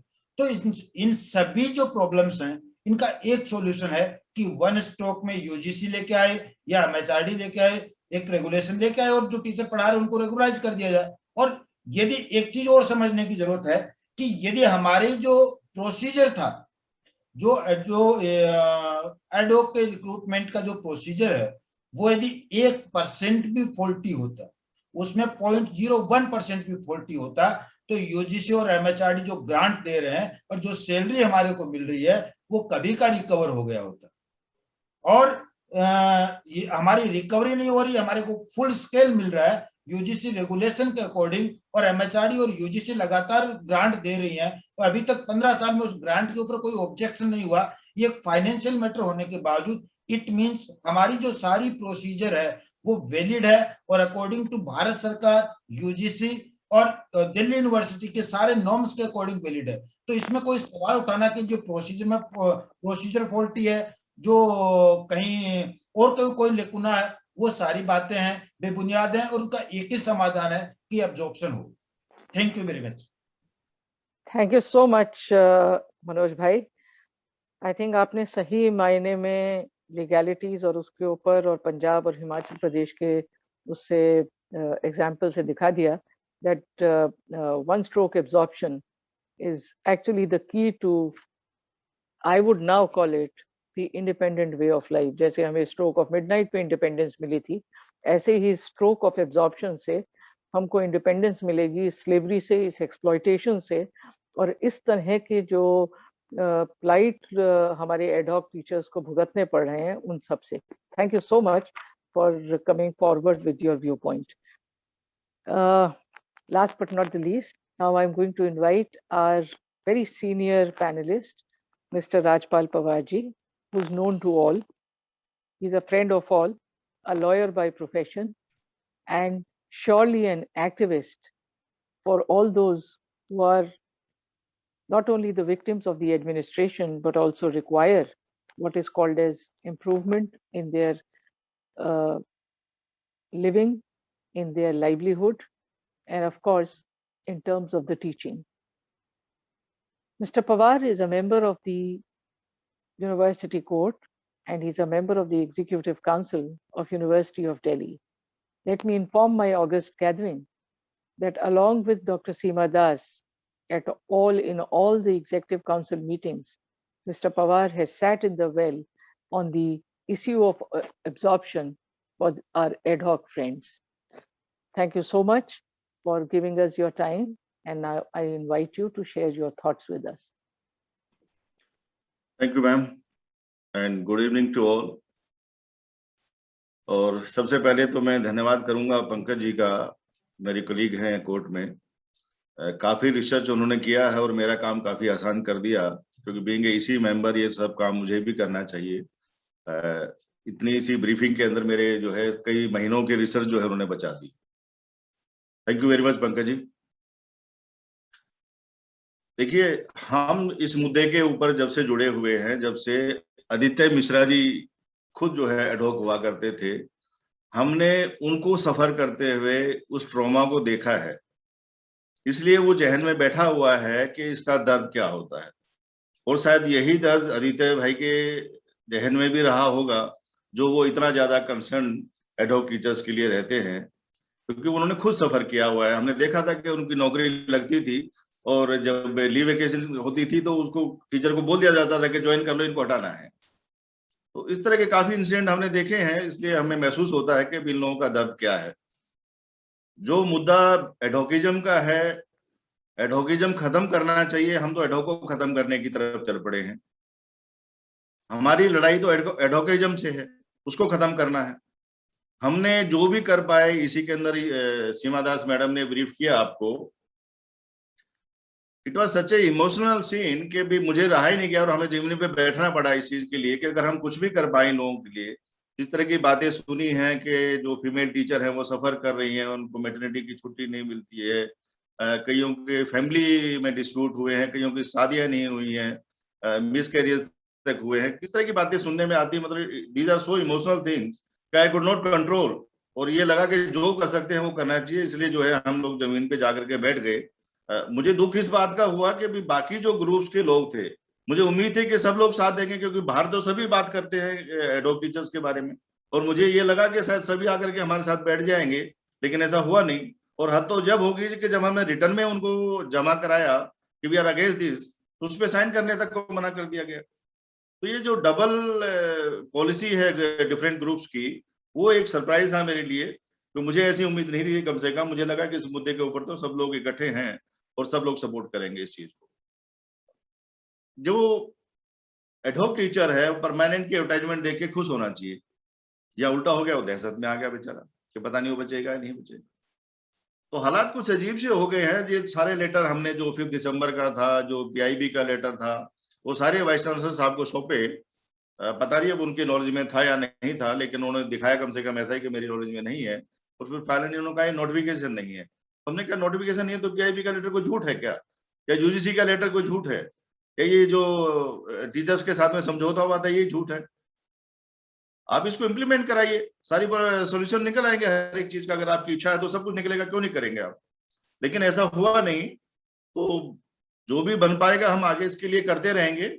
और मुझे काफी उम्मीद और नजर आ गई है जब पंकज जी ने जिस तरह के कोर्ट केसेस कोर्ट किए बताए हैं हमें. तो जो लड़ाई है हमारी, मुझे लग रहा है ठीक डायरेक्शन के अंदर जा रही है. और अगर हम इकट्ठे होकर के इसको लड़ेंगे तो मुझे लगता है हम कामयाब जरूर होंगे इसमें। Thank you so much, Rajpal Bhai. I think आपकी presence Executive Council में, I'm sure, is like a breath of fresh air for all the ad hocs. And I'm hoping, with all my fingers and toes crossed, that that day should not be far when there should be an ordinance that should be framed by the Executive Council for absorption. Let's hope that day is in our near future. There are certain queries which have come, and I would request, this one is addressed to Mr. Pankaj Kumar. Sir, Parmeshwar Dolly ji is asking that it is high time that the directive principles of state policy be made enforceable in the courts of law in India.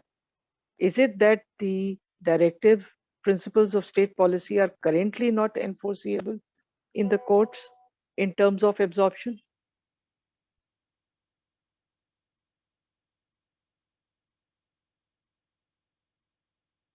Sir, you will have to unmute yourself.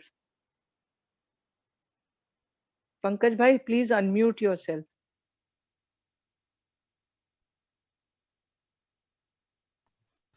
Yes, that's a very pertinent question. What's the name who has asked this? What's the name? Mr. Parmeshwar Dolly. Parmeshwar Dolly. Name is a little confusing. Male, female. Padmeshwar Dole. Dolly. That's a male. Okay, I just thought that. It's a very pertinent question, and this very aspect has also pained me a lot. I read a Constituent Assembly debate and came to know that Baba Sahab wanted this part 4, which is directive principle of the Constitution, to be enforceable.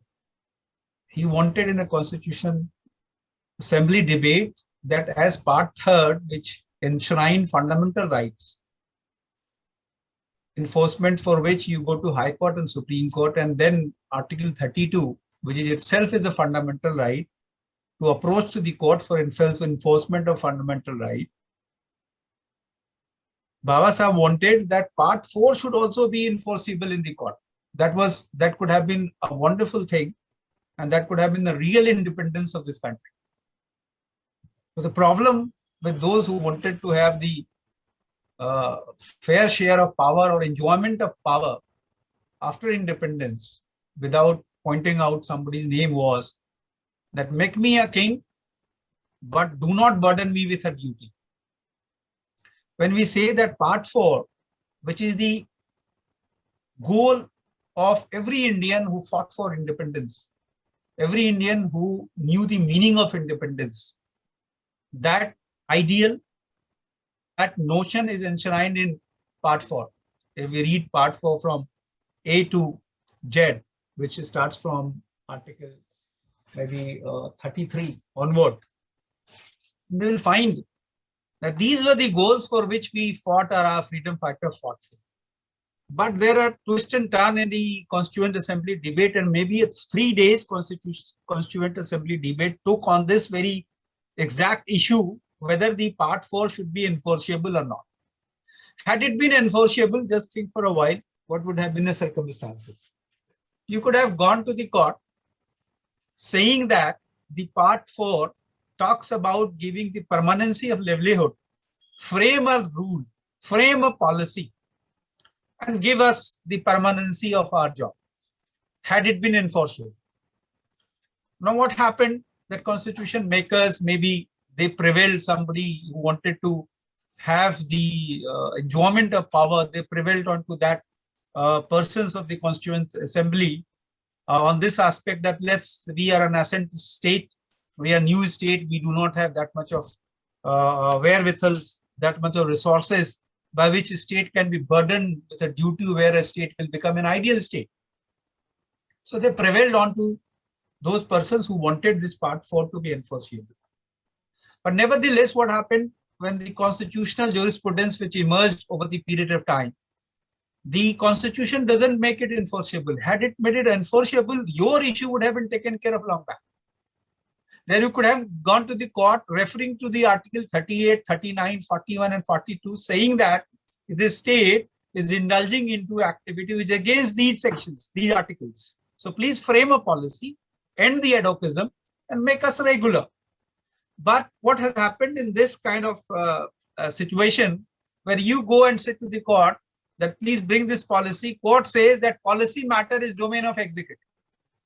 Now, not making part 4 enforceable, then the legal necessary consequence follows is that the part 4 doctrines can't be enforced, and so therefore the court will not enter into the policy decisions of the state, because part 4 talks about the policy which government will make. But looking at the way state has been functioning, we are having a welfare state. You got independence, you got part 3rd, all fundamental rights. Then there was a goal for the state to achieve under part 4. But when court, over the period of time, we realized that these regimes who are the government, called government, state government, central government, they are not working for the welfare of the people. They have got nothing to do with the part 4. Then there are certain judgments which came, fortunately, which says that though the citizen cannot go to the court for enforcement of part 4, nevertheless, the state is not allowed to flout those part 4 principles. Kindly understand the gap between both, where the constitution doesn't give us a right to go to the court and say that please enforce part 4, and therefore they are bringing this kind of policy which we are trying to fight. And fighting against those policies, we have to take a clue from part 3rd, basically, not from part 4. Had it been so, it could have been a very easy victory. But the court realized that these state governments, which may be catering to the need of certain kind of masses, and certain masses due to permutation and combination, maybe 20% of the people, they select a government, they elect a government, and they only think of that 25% of the populations, and they say that I am a government. And court realized over the period of time saying that the state, though may not be part 4 enforceable, but a state is not allowed to flout flagrantly the provisions of part 4. So therefore, whenever such kind of things comes, we start taking the shelter into part 3rd, and the precise answer is that so far part 4 is not enforceable. Part 4 enforcement is an ideal state.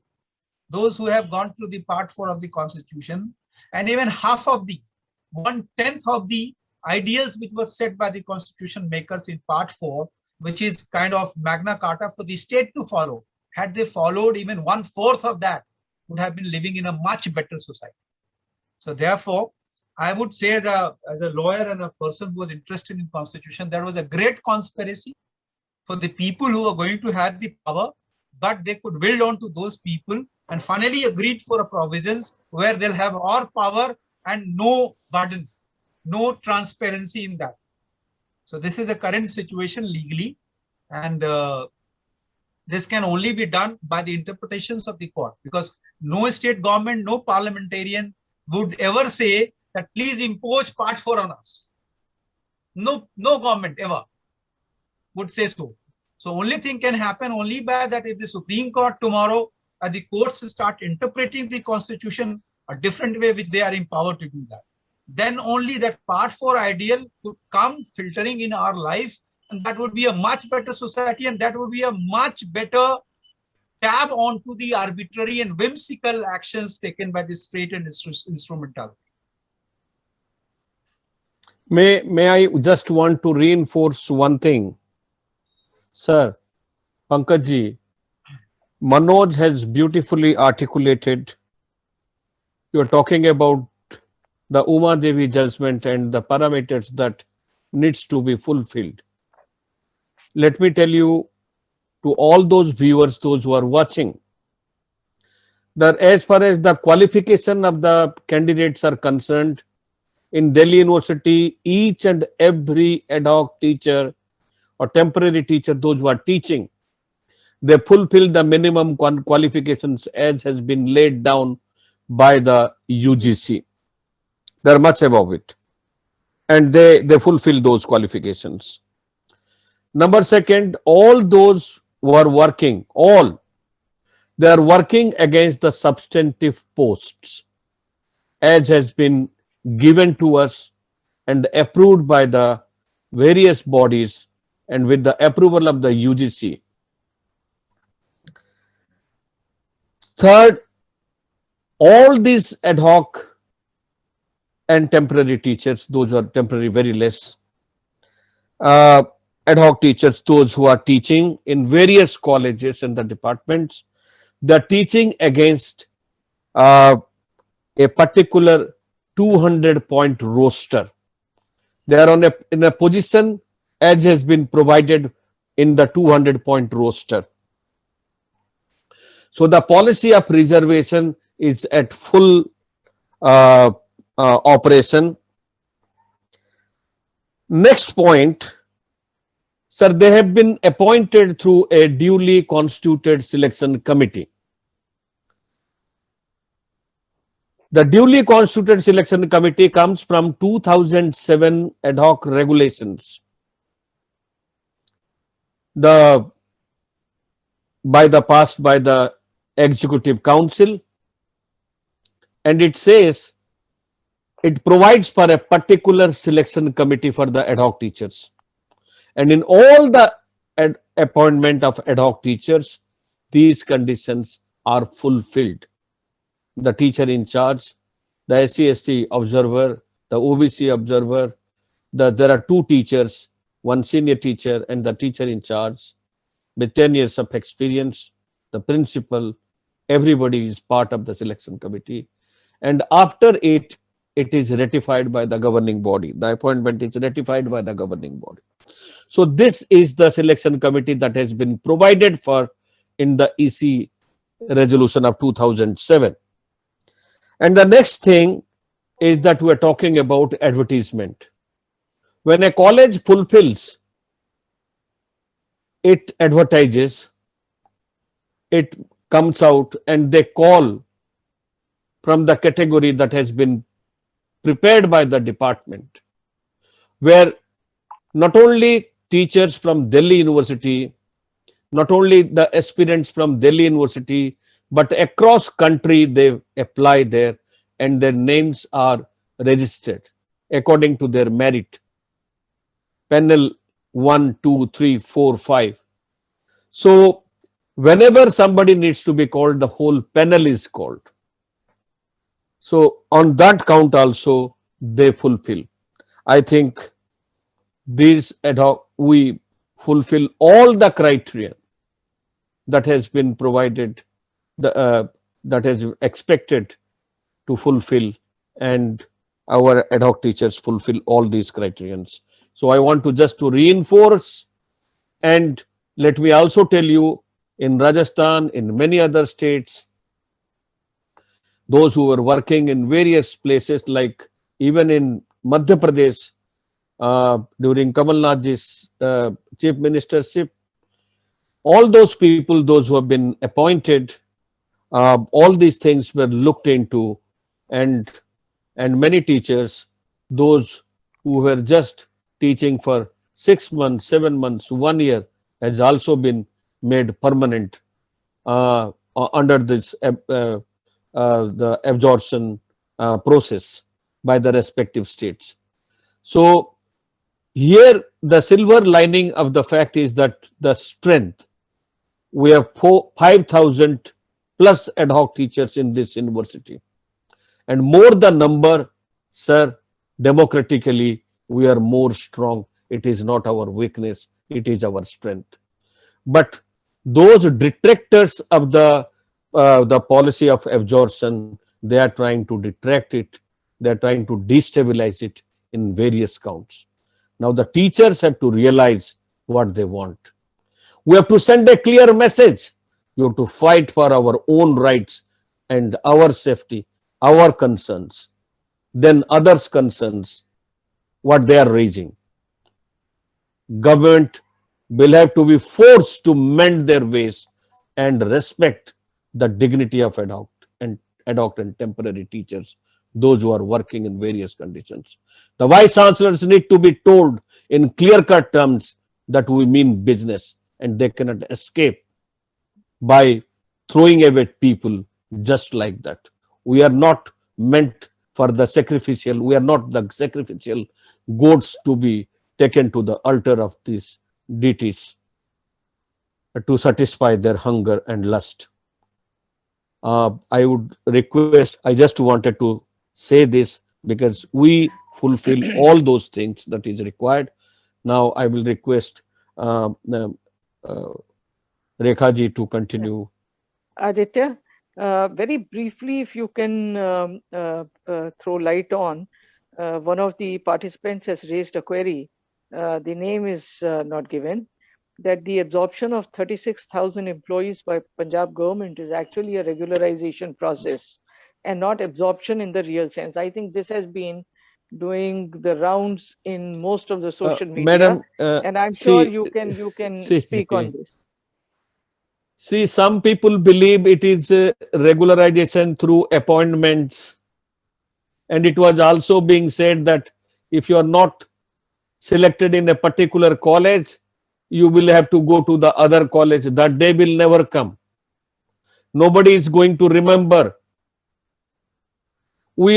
Nobody has gone to see those people who have been removed at law faculty and the computer center, what they are doing. Whether they are able to pay their bills, whether they are able to pay their room rents and their school children's fees. We have not gone into those details. So, those who say this is the method, we are not for it. That is the reason we talk about absorb. Absorb means everybody in their position, wherever they are teaching in different colleges and different departments, they need to be absorbed.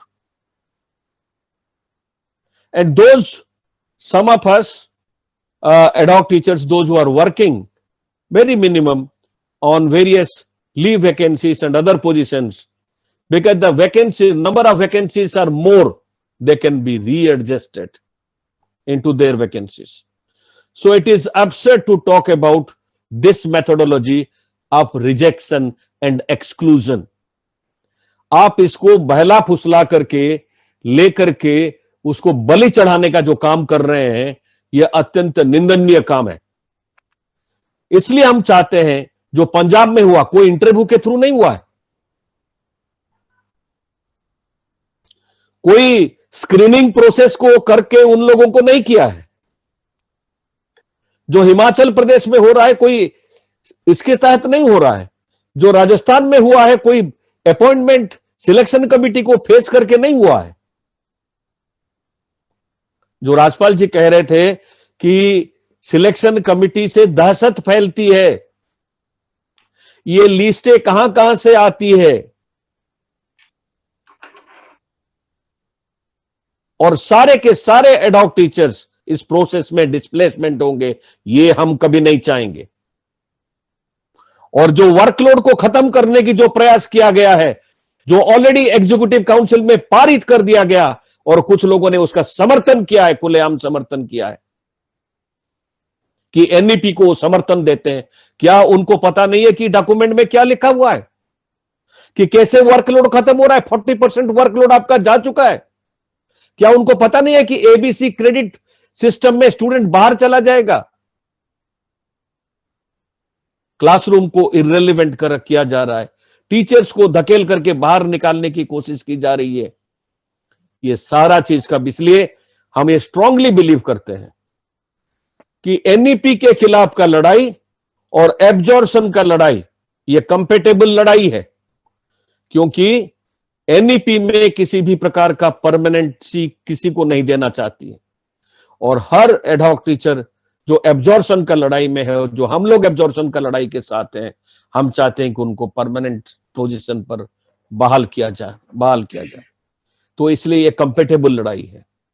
जो लोग इसको divide करना चाहते हैं, वो शिक्षक आंदोलन को डिवाइड करना चाहते हैं, उनके वहां पर नीत स्वार्थ है. हम समझते हैं इन सारा चीजों को, इतना भोला कोई भी नहीं है. जब इलेक्शन आती है तो सारा एब्जॉर्प्शन तोता जैसे बोलना चालू कर देते हैं, और इलेक्शन खत्म होने के बाद फिर अपना धुन चालू हो जाता है. लेकिन इलेक्शन के समय में भी उनको सवाल कोई पूछ दे तो वही धुन में दोबारा आ जाते हैं। जो इंटरव्यू के बगैर हो, जो सभी लोगों के लिए हो, वही व्यवस्था है, उसको आप एब्जॉर्प्शन कहिए। आप एब्जॉर्प्शन हम इसलिए करते हैं कि system should absorb them without any discrimination. Thank you madam. Thank you, Aditya. Mr. Subhash Mohapatra had raised his hand. Would you like to ask your question, Mr. Mohapatra? Mr. Subhash Mohapatra? I think there seems to be some disconnect. He can always mail it to you and you can read Yeah. that. We had said that, unfortunately, I think the question did not come on the chat box. So I was just thinking of calling him. I think basically you have answered each one of the speakers, the eminent speakers have answered most of the queries which were there right in the beginning of the deliberations when we were discussing. And there seems to be a very a great clarity as to what is important for us, not the point system to be diluted, but absorption to be the mainstream. We are extremely happy to have with us today our very, very renowned and reputed speakers. On behalf of Academics for Action and Development, I would like to place on record our heartfelt gratitude to Mr. Pankaj Kumar, senior lawyer, who gave us such a clear view on as to how legally it is tenable and where all it has been done. I'm sure, sir, with your guidance and the kind of mentoring, we would need your expertise later also to make sure that absorption becomes the ultimate fulfilled goal. Thank you once again for being with us. We are very grateful to our young, vibrant activist, Mr. Manoj Kumar, who gave us a very clear idea about the plight of the people and how the young ad hocs have been suffering, whether it is the maternity leave or the sickness or medical leave. Thank you, Ashok. Thank you, Manoj, for bringing this to the forefront. We are happy to have you with us in these deliberations. Our gratitude to our president, our chairperson, Dr. Aditya Narayan Mishra. As always, he was able to bring and give us a huge amount of information. I've always called him the reservoir of information because each time in the election when he comes up, or even without elections when he comes up with information, there is always a tendency for all others opposing to call it a hoax. And after some time, that hoax becomes a reality for each one of us. So I think for all the participants and people listening, it is important and imperative that we have our eyes and ears open in terms of what is happening to our young friends and colleagues in terms of exploitation and in terms of ad hocism. Thank you, Aditya, for steering the discussion so beautifully and bringing to the forefront many, many issues. We are extremely grateful to our two members of the Executive Council, Mr. Rajpal Singh Pawar and Dr. Seema Das. Both have given us a very clear-cut view of what has transpired in these meetings. And we are so thankful to both of you, Dr. Seema and Mr. Rajpal Singh, for taking up these issues in such a vociferous and in such a strong manner inside the hall and outside the hall. Thank you so much. And our thanks to all the participants who joined us today for these deliberations and discussions. We do hope and we pray and we will fight. Ladenge to jeetenge. Absorption becomes a reality and it has to become a reality. For that, we must have a very strong and undivided union. Let's pray that that takes us to a very strong position. Thank you all for joining us today. Thanks also to the organizing team who have worked behind the scenes in making it a success. Manish, Ashok, Anand, each one of you, your contributions are huge. Thank you so much. Thank you.